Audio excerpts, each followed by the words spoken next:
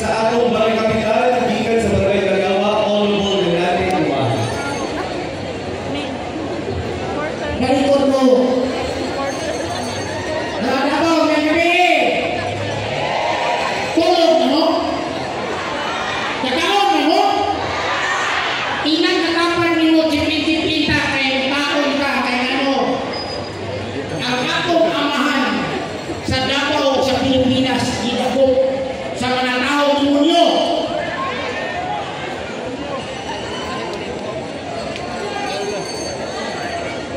Ang tao ay utang kabubuton.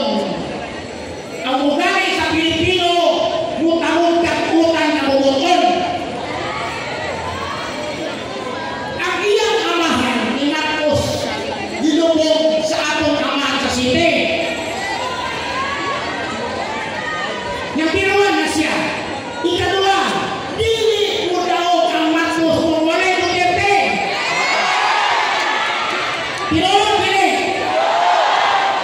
Ako, as punong barangay, Renate Duman, sorry, kaya ako ninyo. Nahimo ko aman sa barangay 29 years old. Walay undang-undang. Hantod karon, 53 years old na ko, iguang na ko, akong voting bawag na.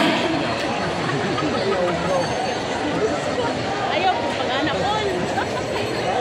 Ngano, Ayaw pa nila odra. ang tanang problema sa barangay, buhat mo gina sa amahan sa barangay. Walay bukas, walay pamasahe, walay tambal, walay payag-piling, walay kabaong, bakit pangyawa ng panganak? Siya kabuang ni Yunay Yawa.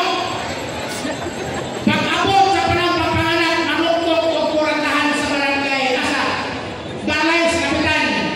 Ayo, ka, maminaw ko. Pag-abis po na, boss, siya ako, boss. Kap, hindi mo na yung tabang, Kap. Kung saman, akong asawa ng anak, putang ina. Siya ang kabuang ni Yunay Yawa, kapit ng amahan sa barangay. Unang pait kayo maging amahan sa barangay. Unang dipati na po ang kahintang sa atong amahan sa City o sa Pilipinas. Nahimpos ko. Anong nahimpos ko? Kalanang words, nilubong ang amahan ng Marcos, gumikan PPRD. Ninaog ang Marcos, gumikan sa mga Duterte. Kalanang bunta, ang ilang himuon kalimutan na. Gano, madato ng mapobre, mamatay ka. Ganong anaon ang atong mga City o Pilipinas. Ganong ikaw, ang himo niya, alam-alam sa talang Pilipino. Luzon, Visayas, Mindanao, karoon pa ko nakita ang presidente sa tibuok kalibutan. Nga presidente magigpatay yung droga kay ang taon.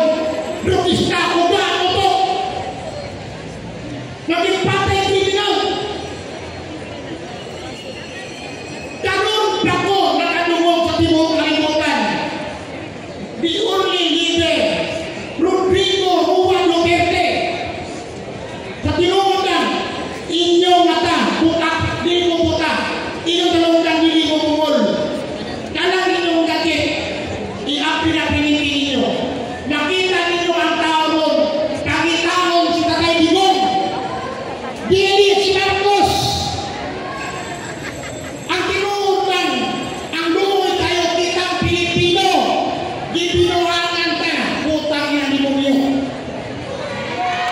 Putang yan. Sa tinungan, yawa. Ganong yawa. Makita na ko ha, ultimo pilhet. Gilimit sa employer. Gilimit sa empleyado. Ilang ikawa. Putang ina. Pagkaway namin kinabuhi. Ang atong abotong diri. Gutong atong biyan. Gutong. Muapot na rin tulong ako ay sinsakos. Ang Pilipinas bankrupt. Nanong bankrupt. Ultimo atong mo. Di ba iya na. Yawa.